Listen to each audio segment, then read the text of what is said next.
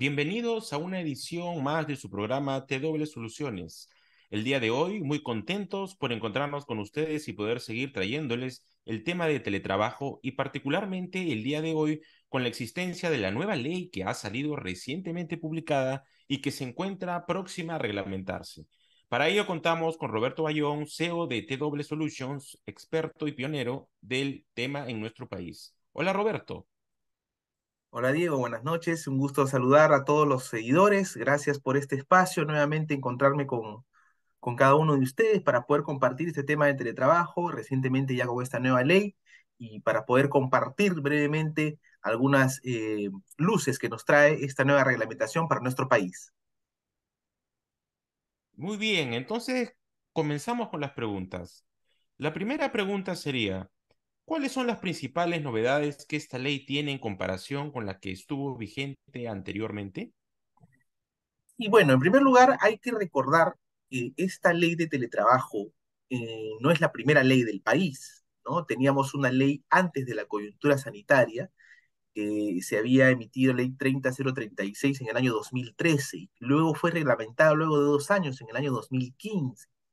Y de ahí, bueno, hay un periodo como que de 5 años en los que ya en el 2020 conocemos la pandemia, y la pandemia nos trae el denominado trabajo remoto, así se le denominó en el Perú, aun cuando existiera la ley de teletrabajo. Es un tema que ya hemos conversado y debatido en otros programas, también en otros artículos en nuestro blog, y aquellas personas que nos siguen ya más o menos conocen un poco la historia de cómo es que se ha dado este tema y qué opinamos del mismo. Pero ya llegando al fin de la pandemia, la coyuntura sanitaria, es decir, 2022, es que ya pensando en el fin también de lo que vendría a ser el trabajo remoto, que nació coyunturalmente y temporalmente para cubrir o paliar un poco la situación de la pandemia, en desmedro de la ley preexistente de teletrabajo, porque se le decía que pues la ley no había cumplido con sus objetivos, etcétera.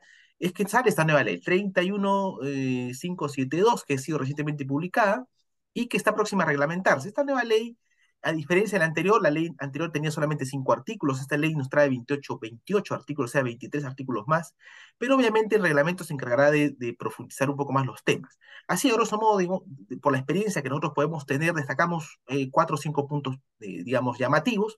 El primero se asocia con que ya se establecen algunas modalidades de teletrabajo adicionalmente, o sea, ya de manera formal.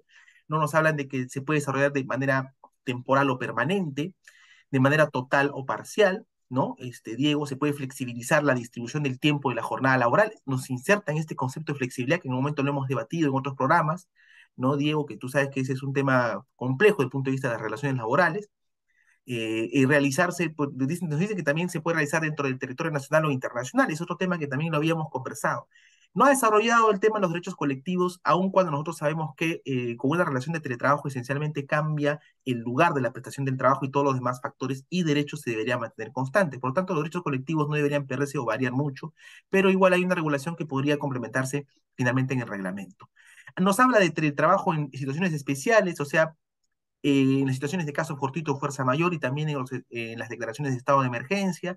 Creo que es importante mencionarlo porque si se vuelve a dar una situación de estado de emergencia ya no existirá trabajo remoto, sino se llamará nuevamente teletrabajo ya con ese nombre. Esperemos que se respete con esa ley, pero nos quedará igual el recuerdo de lo que es el remoto, sobre todo para aquellas personas que todavía siguen hasta ahora, quizás hasta fines de este año, probablemente seguirán todavía con el trabajo remoto, que quedará este recuerdo de lo beneficioso que fue, y todo eso que vamos a conversar más adelante. El concepto de flexibilidad, por eso es importante tenerlo claro. Y finalmente, 2 puntos más, Diego, si me permites. El primero, que está asociado a la desconexión digital, que inclusive está sancionado como fue una infracción muy grave el incumplimiento del mismo. El empleador debe respetar obviamente el derecho a la desconexión digital durante la jornada laboral de teletrabajo, garantizando que en este periodo no esté obligado pues a responder las comunicaciones. Es un concepto que se creó en la coyuntura sanitaria, que ya lo hemos conversado también en otro programa. Recordarás, Diego, que no se asocia directamente al teletrabajo, pero que se creó, digamos, dentro de este contexto. Finalmente, el tema de seguridad y salud ocupacional, que es un tema destacable, que es una obligación ahora también del empleador a deber analizar los riesgos, identificar los riesgos, evaluarlos de una manera adecuada, e implementar las medidas correctivas, establecer un sistema de seguridad y salud para el teletrabajo. Y otro tema que es un tema tabú, que lo hemos también conversado, y seguramente lo vamos a desarrollar en otros programas aquí en TDO Soluciones, que se asocia con la famosa compensación del uso de los recursos, sea del Internet o de la luz, y que nos menciona, pues obviamente, que solamente se dará cuando es en domicilio. En esta particularidad, sí, todavía se ha mantenido el hecho de que las personas o las empresas puedan llegar a acuerdos específicos con los trabajadores, porque recordemos que Diego, las relaciones de teletrabajo no se dan necesariamente siempre 24/7, o sea, no se dan 5 veces a la semana, pueden darse solamente 4 veces a la semana, 3 veces a la semana, etcétera, y eso, de acuerdo a las interacciones, habrá que establecer probablemente algunas reglas internas de compensación. Esperemos que el reglamento nos ayude a tener alguna mejor claridad al respecto y deseamos que así sea para que también se genere una mejor promoción de la materia, ¿no? Entonces, esas son las principales novedades que nos trae esta ley. Esperemos, como les decía, cómo se va desarrollando el tema en adelante y vamos a ir trayéndoles programas específicamente para ir desarrollando algunos de los puntos y complementarlos de una manera más específica, ¿no?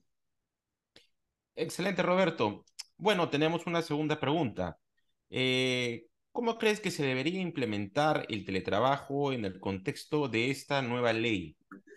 Esa es una pregunta valiosa, ¿no, Diego? Porque hay que entender que, si bien es cierto, tenemos este aprendizaje de la coyuntura sanitaria, de la pandemia, del trabajo remoto, donde las empresas, los trabajadores conocieron de manera directa los beneficios, ¿no? De esta modalidad de trabajar a distancia a través de la tecnología, que es el concepto básico de teletrabajo, y que se denominó trabajo remoto, digamos, para no acercarse a las formalidades que exigía el hecho de que se haga un contrato de trabajo o que se establezcan las reglas de juego, digamos, de manera por escrito, que es una de las particularidades de la ley de teletrabajo, sino que se haya un poco más de flexibilidad en el acuerdo.